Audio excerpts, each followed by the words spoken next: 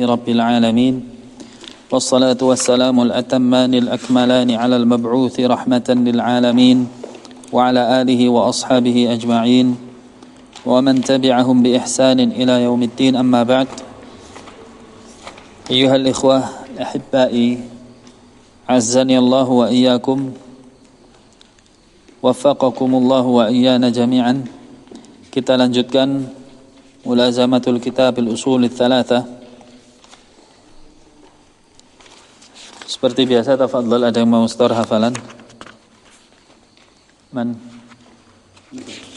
Tafadhal. Semampunya. Bismillahirrahmanirrahim. Ilam rahimakumullah annahu yajibu alaina ta'alumu arba'in masail. Al-ula al-ilm wa huwa ma'rifatullahi wa ma'rifatu nabiyyi wa ma'rifatu dinil Islam bil adilah. Ats-tsaniyah al-amalu bi. Ats-tsalitsah ad-da'watu ilaihi. Ar-rabi'ah as-sabru ala adafi. Wa dalilu qouluhu ta'ala bismillahirrahmanirrahim. Wal 'asr innal insana fi khusr illa alladziina amanu wa 'amilus shalihati wa tawassaw bil haqq wa tawassaw bis sabr. Qala Safi rahimahullahu ta'ala lama sallallahu hujjatan ala khalqihi ila hadi suratal qafatkum. Wa qala Bukhari rahimahullahu ta'ala babul ilmi qabla al-qaul wal amal. Wa dalilu qauluhu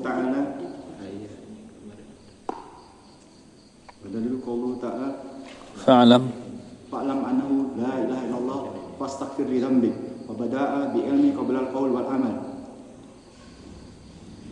I'lam rahimakallahu annahu yajibu ala kulli muslimin wal muslimat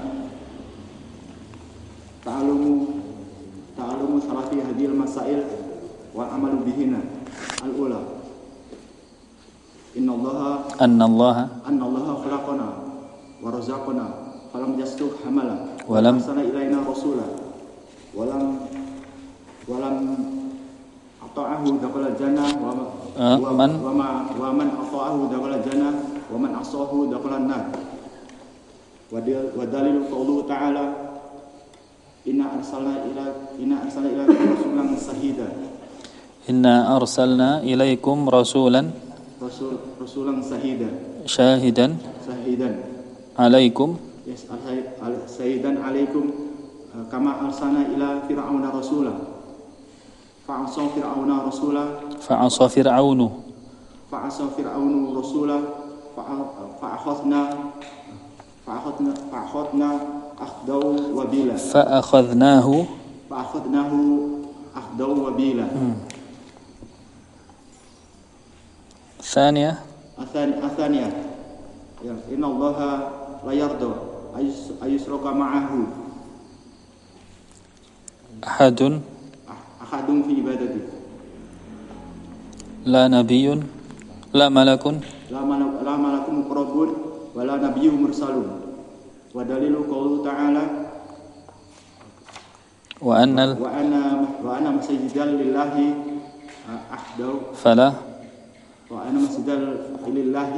فلا تدعوا مع الله أحدا. الثالثة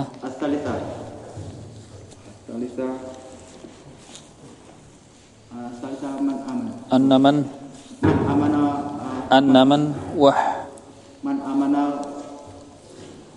أطاع الرسول أطاع الرسول ووحد الله لا يجوز له موالة من هدى الله ورسوله. ودليل ولو كان أقرب قريب. ودليل قوله تعالى لا تجدوا قوما يؤمنون بالله واليوم الآخر يوادون حد الله ورسوله يوادون من حد الله ورسوله ولو كانوا آباءهم أو أبناءهم أو إخوانهم أو عشيرتهم ulaika kataba fi qulubihimul imana wa ayyadahum bi ruhin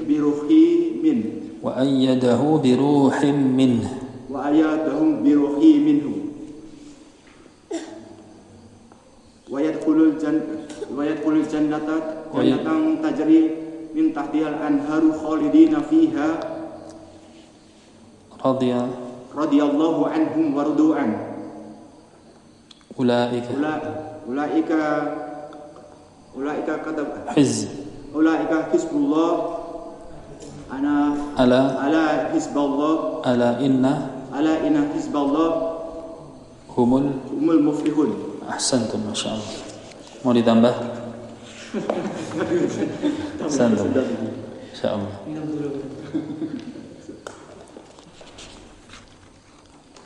Nah, terakhir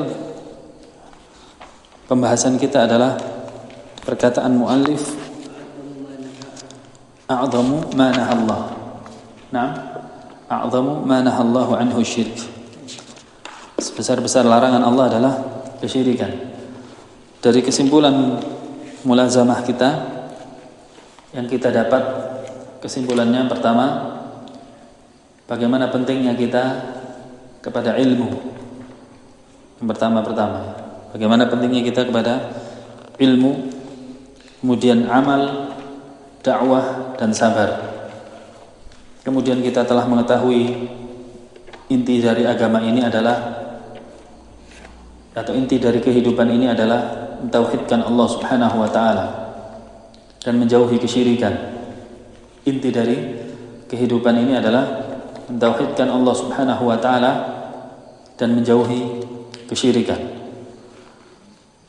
Kita lanjutkan di dalam pembahasan perkataan muallif rahimahullahu ta'ala. Allahumma 'allimna bima yanfa'una wanfa'na bima 'allamtana wa zidna 'ilman nafi'a. Qala al-muallif, fa idza qila lak, apabila dikatakan kepadamu, mal usulul tsalatsa, apa itu al-usul ats-tsalatsa? Al-usul maknanya adalah pondasi atau prinsip. Ya, sesuatu dikatakan al-usul menunjukkan dia adalah intisari. Konsekuensi dari sesuatu dikatakan usul adalah dia adalah pondasi. Kedua, tidak boleh ada perselisihan di dalamnya. Tidak boleh ada khilaf. Yang boleh ada khilaf itu yang furu'. Usul itu ibarat akar pohon. Al-usul ibarat akar pohon. Ya, maka dia adalah pondasi. Maka tidak boleh ada khilaf, harus sama semuanya. Dan perkara yang usul ini nggak ada khilaf di dalam agama. Yang khilaf berarti dia keluar dari jalan kebenaran. Ats-tsalatsah, yaitu yang tiga. Apa yang dimaksud al-usulus tsalatsah? Maka perkataan muallif saat ini menjelaskan intisari dari kitab ini. Allati yajibu 'alal insani ma'rifatuha. Apa itu al-usul ats-tsalatsah yang wajib bagi manusia mengetahuinya? Jadi perkataan ini penulis bukan berarti menginginkan manusia untuk membesarkan dirinya atau condong kepada dirinya. Hanya saja kebetulan beliau menamakan kitabnya Al-Usul Ats-Tsalatsah. Artinya walaupun kitab ini nggak ada, tetap wajib kita mengetahui tiga hal ini. Ya. Maka ini bukan berarti penulis mengajarkan kepada kita untuk fanatik kepada beliau. Maka beliau mengatakan faqul, katakanlah. Kalau ditanya apa itu al-usul ats-tsalatsah, faqul, katakanlah ma'rifatul 'abdi rabbahu, yang pertama, yaitu pengetahuan seorang hamba kepada Tuhannya. Ma'rifatul 'abdi rabbahu, pengetahuan seorang hamba kepada Tuhannya. Kedua, wadinahu, dan agamanya, pengetahuan tentang agamanya. Wa nabiyahu Muhammadan sallallahu alaihi wasallam, dan pengetahuan tentang Nabi Muhammad sallallahu alaihi wasallam. Maka ikhwan fiddin rahimani wa rahimakumullah, kitab ini hanya menjelaskan secara global dan ringkas. Dan inilah metode yang benar di dalam menuntut ilmu syar'i. Memulai dari sesuatu yang ringkas. Kalau sudah selesai baru kita teliti nanti satu persatu. Kita harus mengetahui Allah secara lebih detail. Di sini hanya menyebutkan ini saja, ringkas. Kemudian kita mengetahui agama lebih detail, mengetahui Nabi Muhammad lebih detail pada kitab yang lain. Maka disimpulkan di sini maknanya beliau mengarahkan kepada al-usul ats-tsalatsah, 3 pondasi ini. Yang pertama maknanya ini semua adalah pertanyaan kubur. 3 poin ini adalah pertanyaan kubur. Dan tidaklah pertanyaan itu terpilih oleh Allah Subhanahu wa taala, melainkan pertanyaan itu adalah hal yang sangat penting. Allah tidak bertanya di sini siapa orang tuamu, siapa pemimpinmu. Allah tidak bertanya berapa sedekahmu, enggak.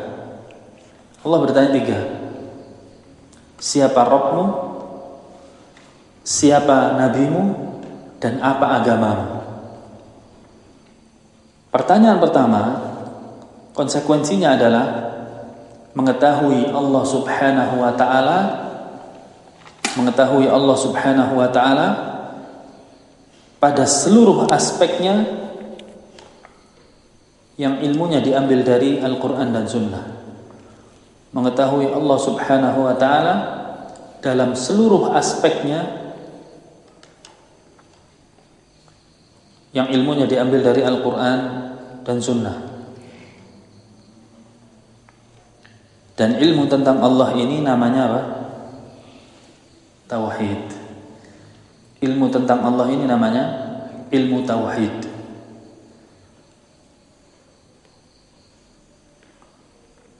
Kemudian yang kedua, agama. Wadinahu, dia mengatakan, dan agamanya. Mengetahui agama dengan dalil-dalilnya, dimulai dari pengetahuan tentang Islam, dimulai dari pengetahuan tentang Islam,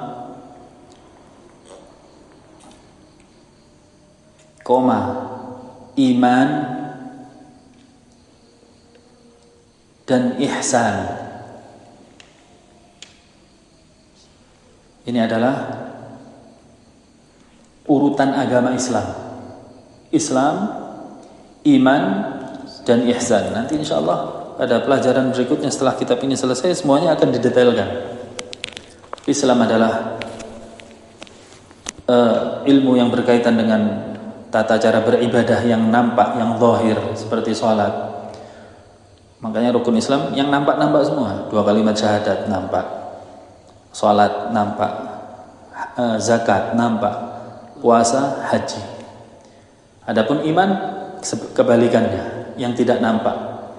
Iman kepada Allah, iman pada malaikat, iman kepada kitab, iman kepada Rasul, iman pada hari akhir, dan iman pada takdir. Semuanya tidak nampak. Adapun ihsan itu derajat yang paling tinggi dalam agama, ketika seseorang merasa diawasi oleh Allah Subhanahu wa ta'ala. Dan pada pelajaran saat ini kita hanya menyebutkan garis besarnya saja. Adapun pengetahuan tentang Nabi Muhammad sallallahu alaihi wasallam adalah mengetahui ajaran beliau, mengetahui ajaran beliau, atau dalam kurung sunnahnya, dan sirah beliau, sirah atau sejarah hidup.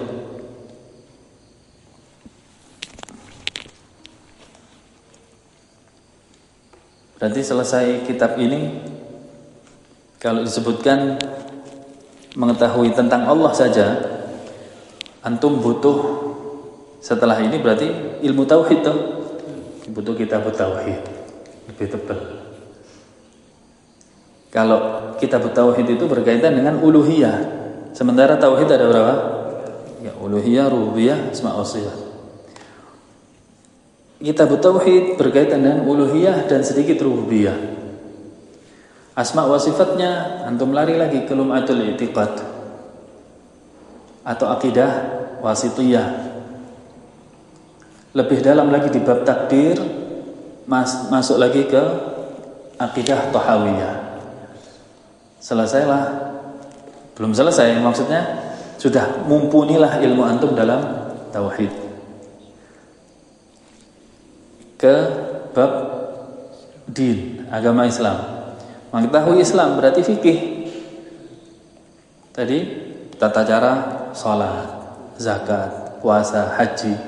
Kitab fikih bisa dimulai dari fikih muyassar. Kemudian naik, kita mau belajar fikih apa? Syafi'i atau Hambali atau yang lainnya. Biasanya kalau di sekitar Syafi'i kita pakai Syafi'i, maka pakai boleh Zadul Mustaqni, itu yang redaksional isinya. Kalau yang berisi susunan hadis ya Bulughul Maram. Bulughul Maram. Ya. Kemudian kalau sudah tadi belajar iman, kitab-kitab akidah, bisa tadi ambil Lum'atul I'tiqad. Kemudian naik lagi ke Syarhus Sunnah barangkali atau Usulus Sunnah. Berapa itu PR antum? Tapi ini bisa dilalui dengan syarat istiqomah. Ini bisa dilalui dengan syarat istiqomah. Kita nggak perlu di dalam bermajelis seperti ini kemudian menyelesaikan kitab, nggak perlu detail. Yang penting tahu maksudnya. Adapun detail dibaca sendiri-sendiri di rumah. Kemudian nanti disampaikan dengan tanya jawab. Adapun majelis seperti ini tidak detail, tapi hanya menyampaikan secara garis besar isi kitab. Yang penting tahu maksudnya. Ya. Kemudian pelajaran yang berikutnya tentang Nabi Muhammad SAW, sunnah lebih besar, Sahih Bukhari, Sahih Muslim. Ya. Kemudian sirah Nabi Sallallahu Alaihi Wasallam. Bayangkan kitab setipis ini kandungannya seluas itu. Nah. Kemudian berikutnya, minimal talibul ilm, apa perbendaharaan penuntut ilmu di rumahnya? Kira-kira perbendaharaan yang identik orang itu penuntut ilmu apa? Hiasan apa di rumahnya? Kita minimal raknya dulu. Antum kalau sudah beli raknya, antum isi kitab 4, jelek, nambah lagi. Nggak tahu bacanya kapan, yang penting minimal anak-anak kita tahu, oh, ayah saya penuntut ilmu. Itu nasihat sudah secara tidak langsung. Ironis kalau saya melihat penuntut ilmu loyal kepada sunnah, kemudian di rumahnya koleksi sepeda, ada yang koleksi helm, ya koleksi kitab lah harusnya. Kita lanjutkan. Fa idza qila lak, apabila dikatakan kepadamu, man rabbuka, siapa Rabbmu? Berarti ini pelajaran pertama ya. Pertanyaan pertama kubur, man rabbuka, siapa Rabbmu? Faqul, katakanlah, Rabbi Allah, Rabbku adalah Allah, alladzi rabbani wa rabba jami'al alamin. Dia adalah Tuhan yang memelihara aku, Rabbani. maka bisa kita berikan komentar. Makna Rabb adalah satu, Al-Khaliq, pencipta.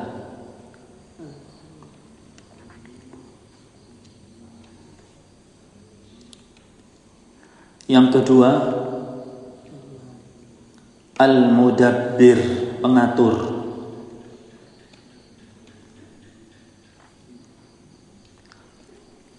Yang ketiga, Al-Malik, pemilik.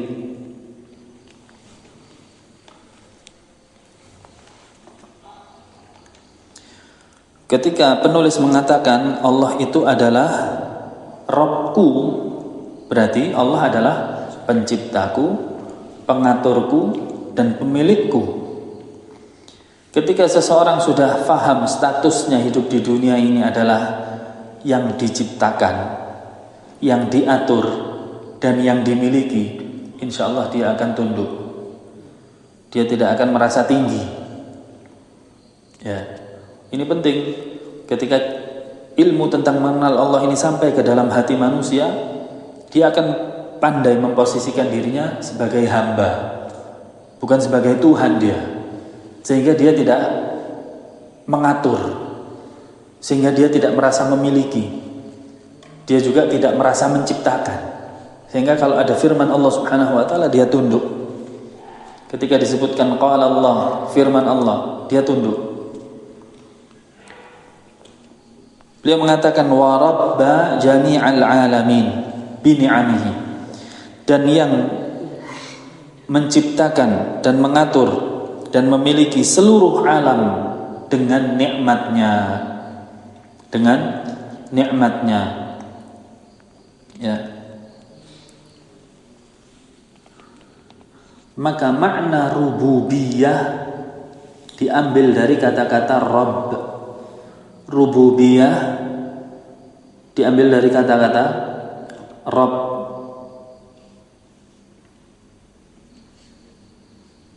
Oleh karenanya rububiyah maknanya apa? Segala sesuatu yang berkaitan dengan perbuatan Allah, kan begitu.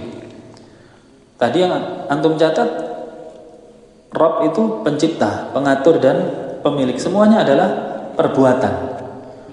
Semuanya adalah perbuatan Allah Subhanahu wa taala. Kemudian beliau mengatakan wa huwa ma'budi, dan dia Allah adalah sesembahanku, ma'budi. Bisa digarisbawahi, ma'bud ini adalah makna Tuhan. Ma'bud ini adalah makna Tuhan, atau bahasa Arabnya ilah. La ilaha, ilah ini adalah ma'bud, yaitu yang disembah, yang diibadahi. Arti dari ma'bud adalah yang diibadahi atau yang disembah. Inilah intisari dari makna Tuhan.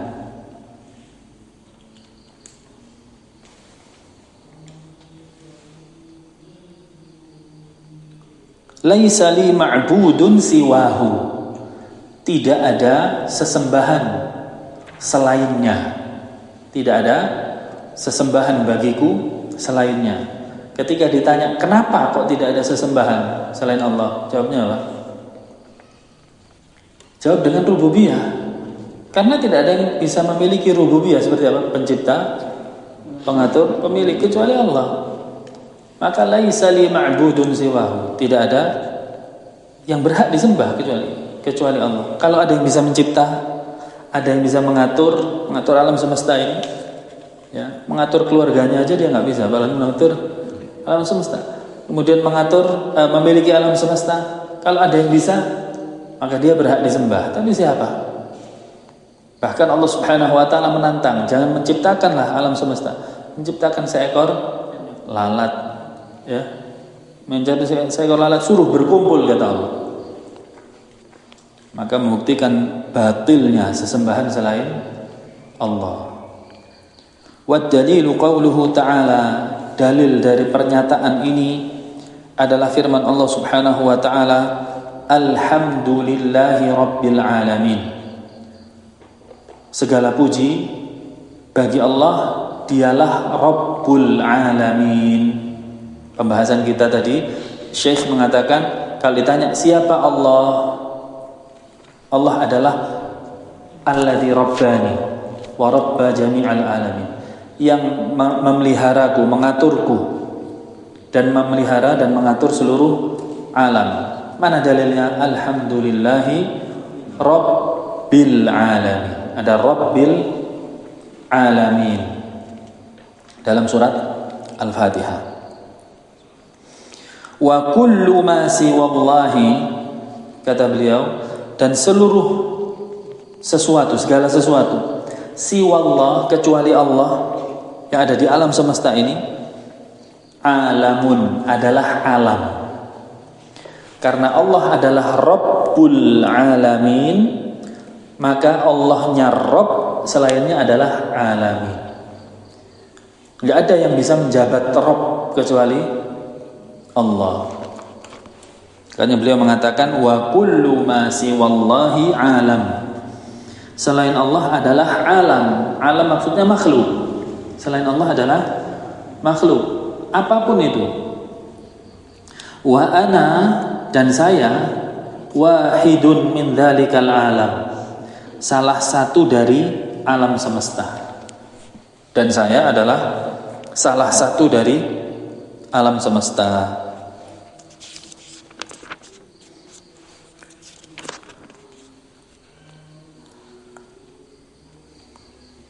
Kita lanjutkan. Fa idza qila laka, apabila dikatakan kepadamu, bima arafta rabbak,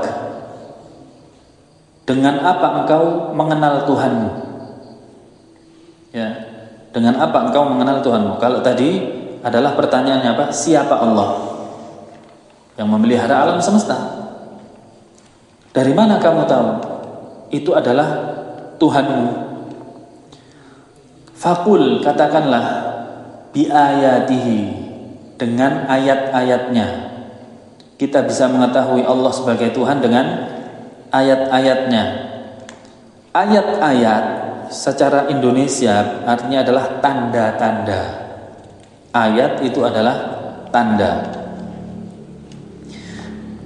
Keberadaan Allah Subhanahu wa taala bisa diketahui dari ayat-ayatnya atau tanda-tandanya. Wa makhluqatihi, dan ciptaannya.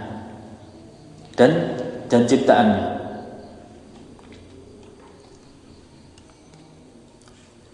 Dan ayat Allah yang dimaksud di sini, disebutkan ayat Allah ada dua macam.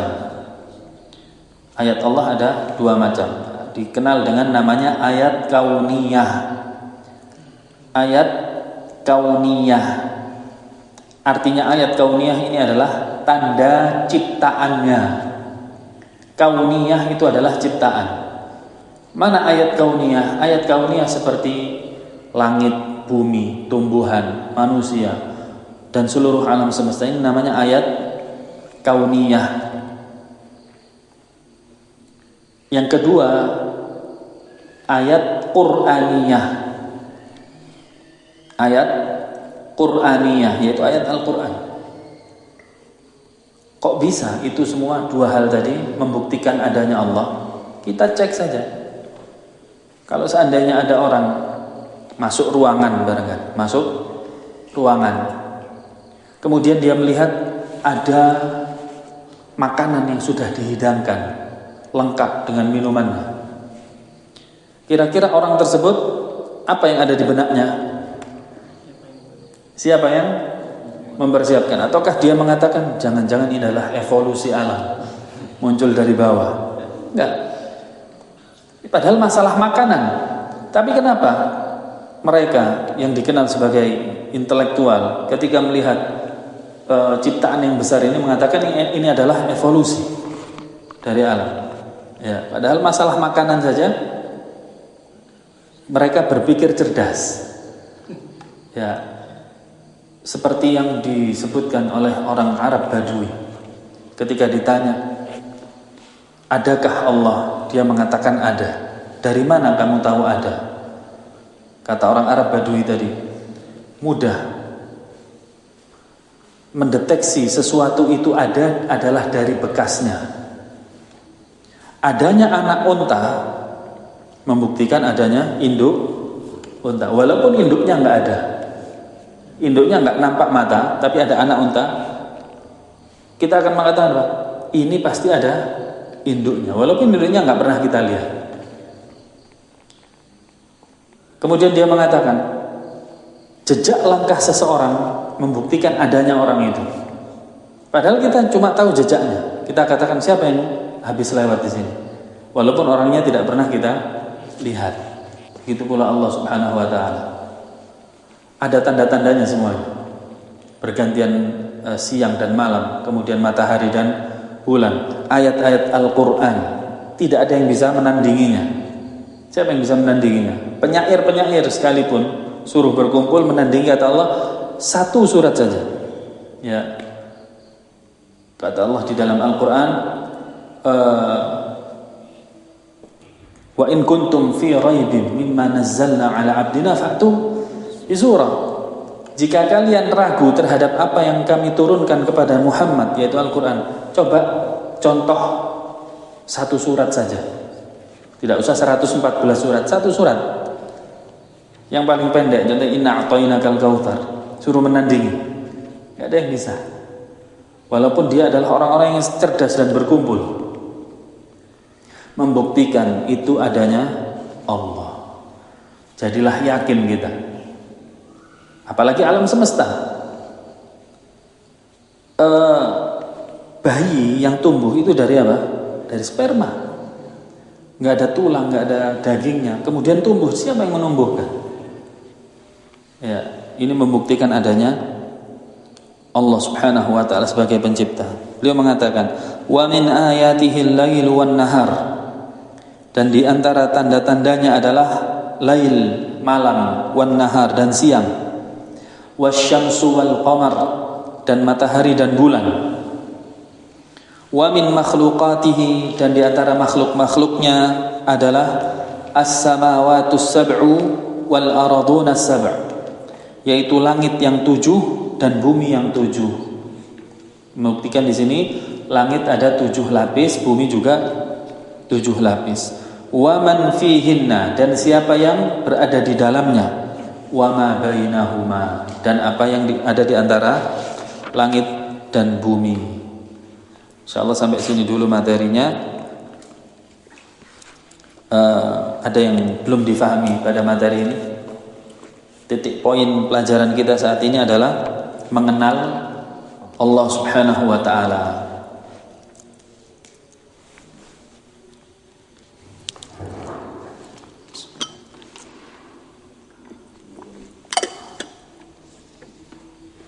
Fadhal, ada pertanyaan?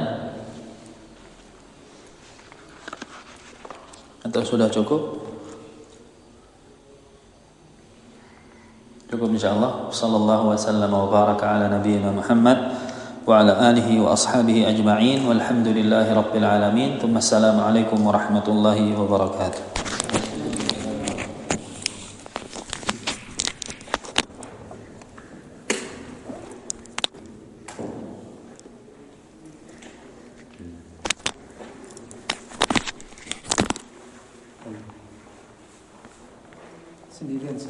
Sendirian.